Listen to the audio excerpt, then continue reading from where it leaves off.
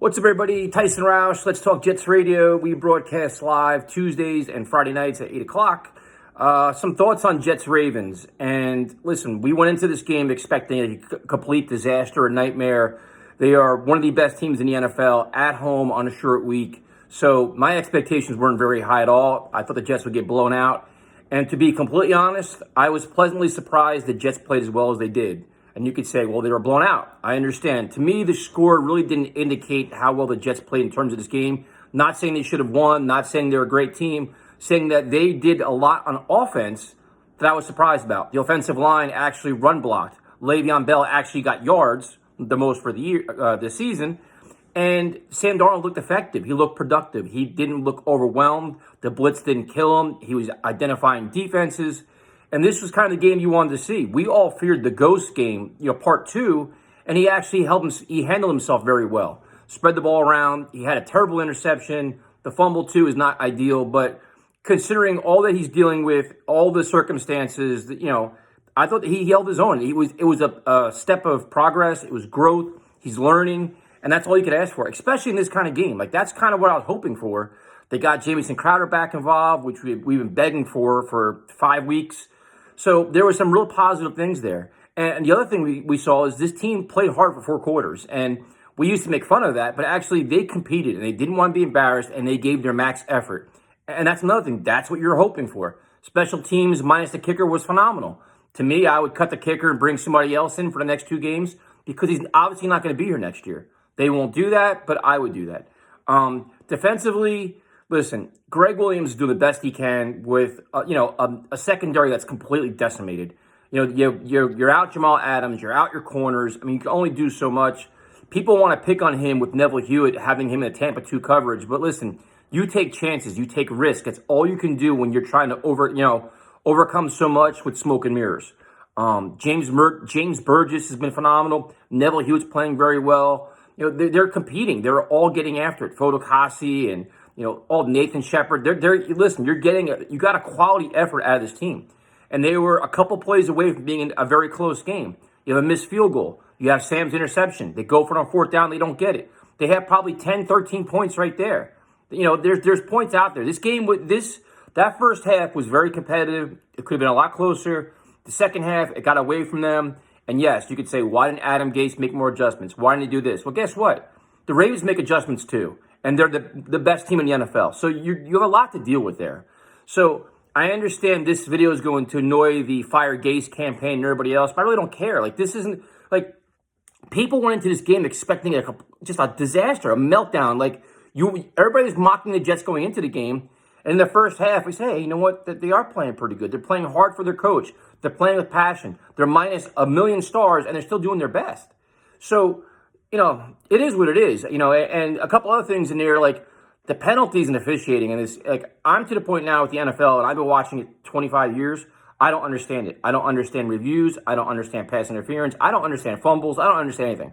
Because when you clearly see it on TV and renowned analysts can't figure it out, how can fans figure it out?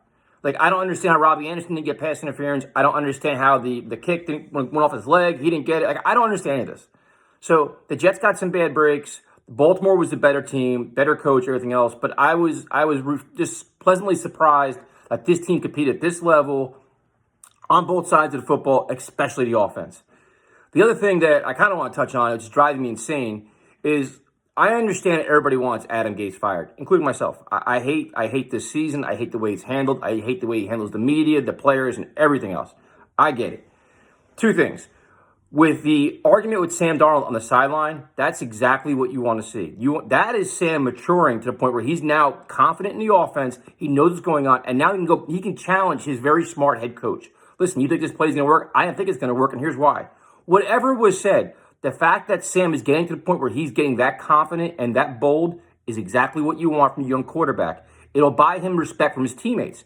It'll buy him credibility. It buys him everything. It's part of his maturing process.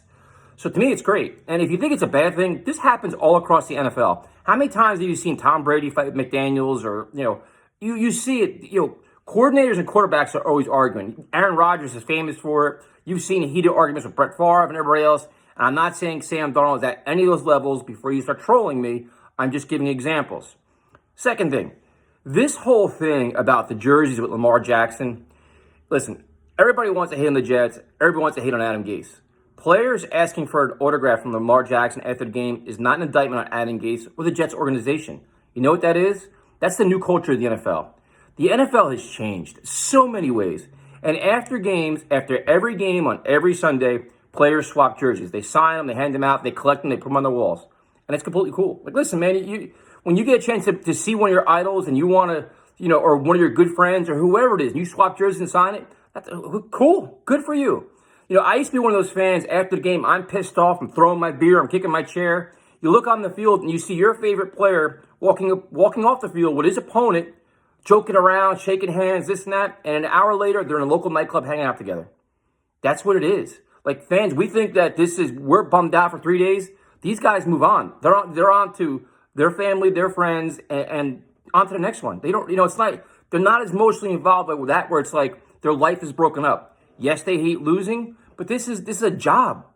So after the game, if they want to swap jerseys, good for you. I don't care. I mean, good. I would too. Hell, why not? It's a sign of respect.